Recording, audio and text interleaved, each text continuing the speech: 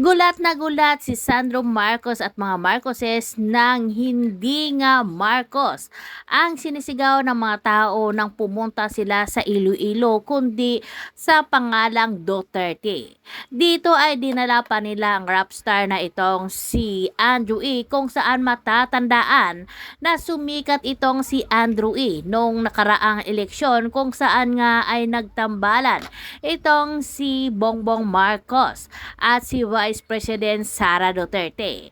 Pero sa ngayon parang nadismaya ang lahat dahil iba pa rin ang sinisigaw ng tao kundi itong Duterte. Dito ay napahinto na nga sa kanyang salita o na speech itong si Bongbong Marcos dahil sa pagkapahiya.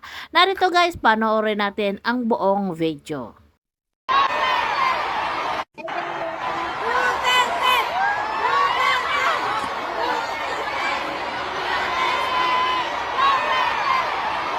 Ito ang aming ipinagmamalaki na mga kandidato para sa Senado.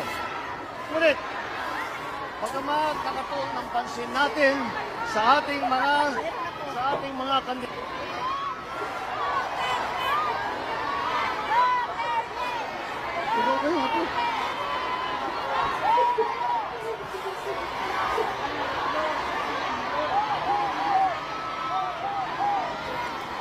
Alyansa lamang ang samahan na kumpleto ang kandidato sa bawat pwesto na tinatakbuhan ngayong eleksyon na ito sa national hanggang sa pinakamaliit na bayan na Sangguniang member. Yan po ay dahil pag tinitignan po natin ang mga ibang partido, nakakandara pa po sila. At naghahanap sila ng kandidato, hirap na hirap silang kumuha ng miyembro. At hindi nila maunawaan kung bakit ang alyansa, nakumpleto po natin yung lineup. Madali lang po ang sagot dyan. Dahil ang alyansa lamang sa lahat ng mga grupong politiko na kasama sa halalan na ito, ang alyansa lamang ay may panindigan. Hindi ito nagsasama para magtulungan lamang, para tulungan na sila ay mahalal.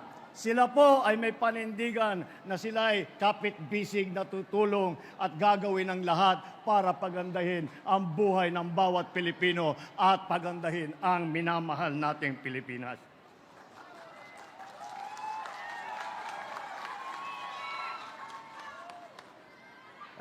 Kaya naman, malakas ang loob ko na magkampanya po sa inyo.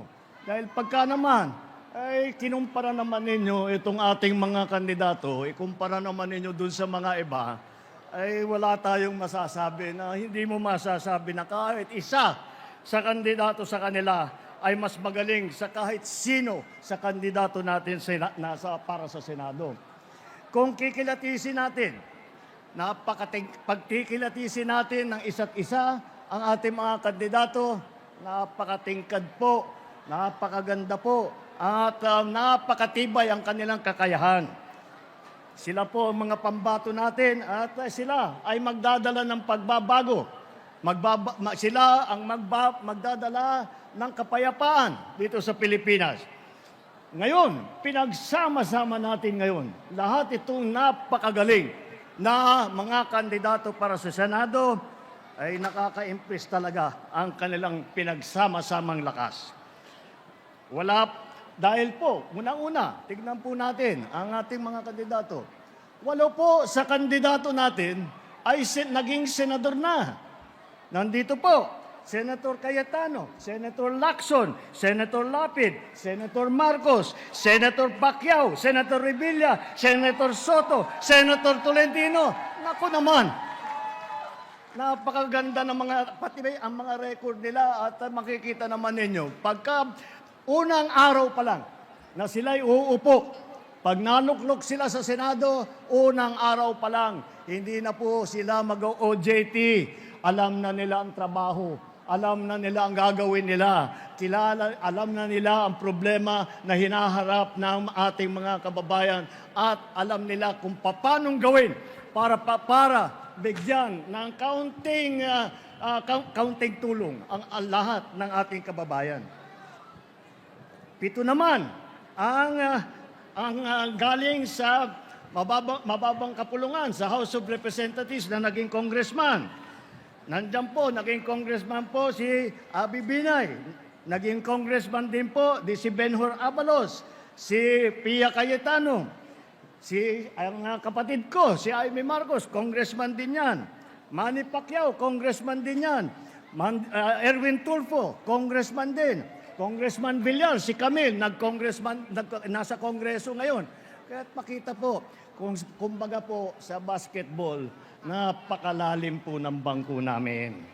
Hindi na po sila bagito at hindi na sila mag-aaral-aral pa. At ang iba, 4 naman dito sa ating kandidato ay umupo sa cabinet position. Nandiyan po si Benhur Abalos na naging MMDA, tapos naging DILG Secretary. Andiyan po si Erwin Tulfo na naging kalihim ng DSWD.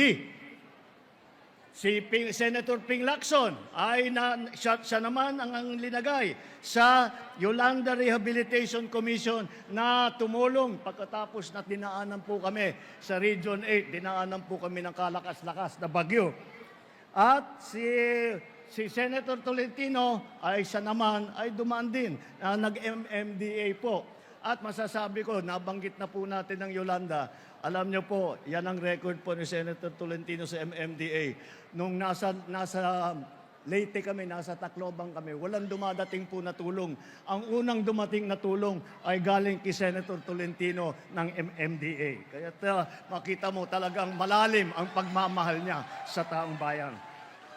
Alam nila ang trabaho sa bawat level, mula sa kabinete hanggang sa lokal, hanggang sa pinakababa. Hindi sila nagdadada, marami silang ginagawa. They are not here to oppose. They are here to propose. Ibig sabihin po, hindi sila nandito upang makapagdebate lamang, upang paninira lamang. Sila ay nandito upang maghanap ng mga bagong paraan para tulungan ang ating mga kababayan. 3 naman ang naging gobernador sa malalaking probinsya. Ang kapatid ko, si Amy Marcos, naging governor sa amin, sa Ilocos Norte. Si Paring Lito Lapid, naging gobernador sa Pampanga. O, naging governor. Sino yung naging governor ng Cavite? Kalaki-laki na probinsya. Governor Bong Revilla. O, yan ang mga governor. Meron din po kami, mga city mayor, malalaking syudad.